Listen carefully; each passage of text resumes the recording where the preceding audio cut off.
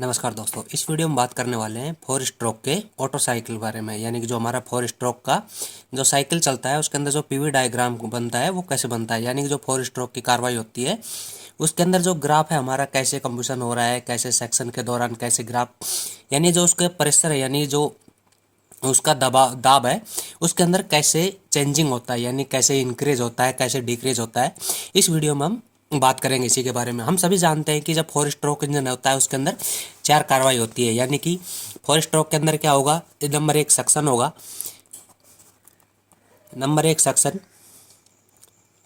Number दो compression और number तीन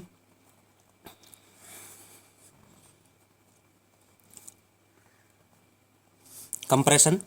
उसके बाद क्या होगा, कंबुशन होगा, यानी कंप्रेशन हो गया, उसके बाद कंबुशन होगा और फिर जो लास्ट में एग्जॉस्ट होगी वो बाहर होगी।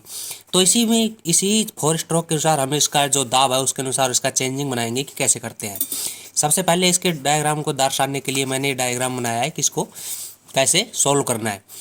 इसको क्या करना है कि सबसे पहले हमें पता है कि हमारे जो सिलेंडर बोर होता है, यानी कि इसके अंदर इसको मैंने क्या ले लिया, टीडीसी। यानी यहाँ से ये, क्योंकि जो हमारा जो स्ट्रोक चलता है वो टीडीसी और बीडीसी के बीच में चलता है। ये हो गया बीडीसी, यानी कि BDC bottom dead centre, TDC top dead centre. हमारा जो पिस्टन होता है वो टीडीसी और बीडीसी के बीच की दूरी तय करता है, यानी और इसको क्या बोलते हैं, बीडीसी और टीडीसी के बीच की दूरी को क्या कहते हैं, हम स्ट्रोक कहते हैं। हमें पता है कि हमारे फोर स्ट्रोक इंजन है, फोर स्ट्रोक के अंदर सबसे पहले सक्शन की कार्रवाई होगी, सक्शन के बाद उसका कंप्रेशन होगा, कंप्रेशन के बाद उसके अंदर ये हीट जनरेट होगी। अगर डीजल गाड़ी है तो उसके अंदर डीजल का स्प्रे होगा और पेट्रोल गाड़ी है तो उसके अंदर स्पार्क दिया जाएगा। फिर उसके अंदर हीट जनरेट होने से क्या होगा, पिस्टन वापस नीचे की हरकत करेगा और एक्सपेंशन होगी, यानी जो हीट जो हुई थी वो क्या करेगी, फैलेगी। और उसके फैलने से फिर लास्ट में जो एमिशन बचा होगा, यानी जो पोल्यूशन है इमिशन, वो एग्जॉस्ट के दौरान क्या हो जाएगा, बाहर आ जाएगा। तो हम सभी, आपको पता है कि जो हमारा, ये मान लीजिए हमारा पिस्टन हो गया,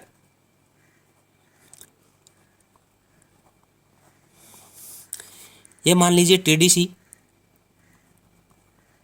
ये बीडीसी। अब हमारा पिस्टन इसके बीच के अंदर गति करेगा।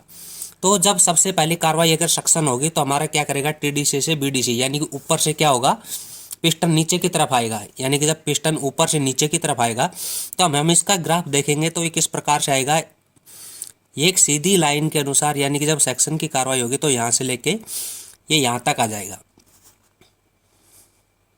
यानी कि ये हो गया हमारा सक्शन की कार्रवाई, यहाँ तक हो गया सक्शन। अब उसके बाद क्या होगा, कंप्रेस होगा। यानी कि जितना सक्शन के दौरान क्या हो गया, एग्जॉस्ट वाल बंद था, इनलेट वाल खुला था। फिर अब जैसे ही कंप्रेस होगा तो दोनों वाल हमारे बंद हो जाएंगे और उससे क्या होगा कि जो प्रेशर है वो धीरे धीरे बढ़ने लग जाएगा, तो वॉल्यूम क्या होगी उसकी, कम होने लग जाएगी। तो जो वॉल्यूम कम होगी तो इसके दौरान क्या करेगा, ये ग्राफ थोड़ा थोड़ा क्या होगा, प्रेशर की तरफ बढ़ेगा।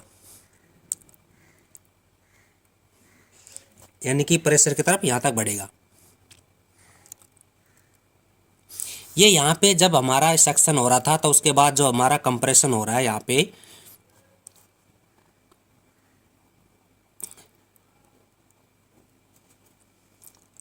थोड़ा राइट इसी तरीके लिख रहा हूँ। यानी कि ये कंप्रेशन हो गया। जैसे ही हमारा पूरा कंप्रेशन होगा, यानी कि कंप्रेशन के दौरान क्या करेगा, पिस्टन बीडीसी से वापस टीडीसी पे जाएगा।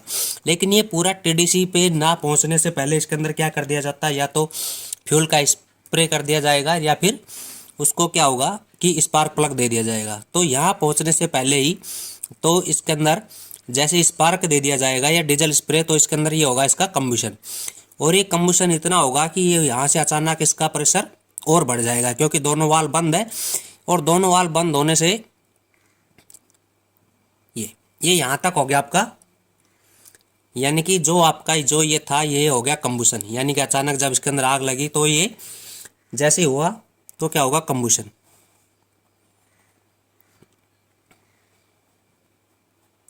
ये इसके अंदर कम्बुशन। जब इसका कम्बुशन हो जाएगा तो उसके बाद क्या होगा, एक्सपेंशन होगा। यानी कि कोई भी चीज़ अचानक से जलाओ, विस्फोट होगा तो वो क्या करेगी, फैलेगी। और फैलने के साथ क्या करेगी, वो फैलने के साथ क्या वापस बढ़ेगा। यानी कि अब उसका धीरे धीरे ये बढ़ेगा। तो ये बढ़ के क्या होगा, ये यहाँ से है, थोड़ा सा ये यहाँ तक आएगा,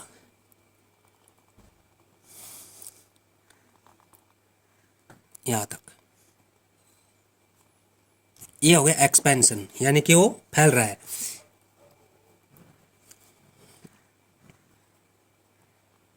एक्सपेंशन यानी कि एक्सपेंशन हो गया, उसके बाद ये यहाँ तक पहुँच गया। फिर उसके बाद क्या होगा कि जो हमारा वापस क्या था, अब जो पोल्यूशन है वो बाहर निकलेगा, यानी जो एमिशन है वो बाहर आएगा। तो उससे बाहर आने से ये क्या होगा, फिर वापस हमारा जो पिस्टन है कहाँ पे आ जाएगा, वापस टीडीसी पे आ जाएगा।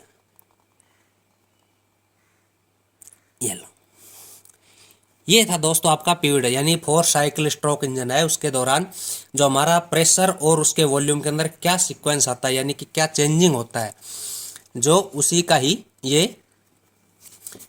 कि किस तरीके से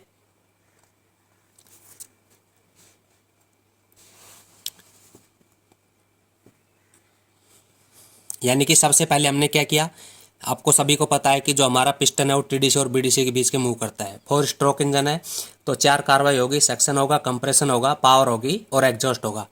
तो उसी को डायग्राम को हमने क्या किया, इसके अंदर दर्शाया है। इसको दर्शाने के साथ साथ कि सबसे पहले सेक्शन, जो पिस्टन टीडीसी से बीडीसी पे जाएगा, बीडीसी पे जाएगा तब उसमें सक्शन की कार्रवाई होगी।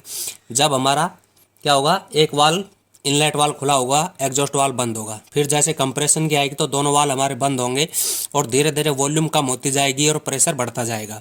जैसे ही प्रेशर बढ़ता जाएगा, जो पिस्टन हमारा टीडीसी पे पहुंचेगा उससे पहले उसके अंदर स्पार्क या फ्यूल का स्प्रे कर दिया जाएगा। उसका स्प्रे करने से क्या होगा, अचानक उसके अंदर कंबशन होगा। कंबशन होगा तो जो पावर है और ज़्यादा बढ़ेगी, यानी कि जो हमारा पिस्टन टीडीसी पे आ गया है और पावर बढ़ेगी तो अचानक प्रेशर और बढ़ जाएगा। फिर जैसे ही ब्लास्ट होगा तो क्या होगा, फैलेगा, क्योंकि जो उसके अंदर वॉल्यूम बढ़ी हो पहले। तो उसके बाद क्या होगी, वो एक्सपेंशन होगी। एक्सपेंशन होने के बाद फिर उसको जो लास्ट में पोल्यूशन बचेगा वो उसका बाहर होगा। तो ये था दोस्तों हमारा 4 स्ट्रोक साइकिल का पीवी डायग्राम, जो काफ़ी इंपॉर्टेंट भी होता है। तो इसको कृपया ज़रूर देख ले।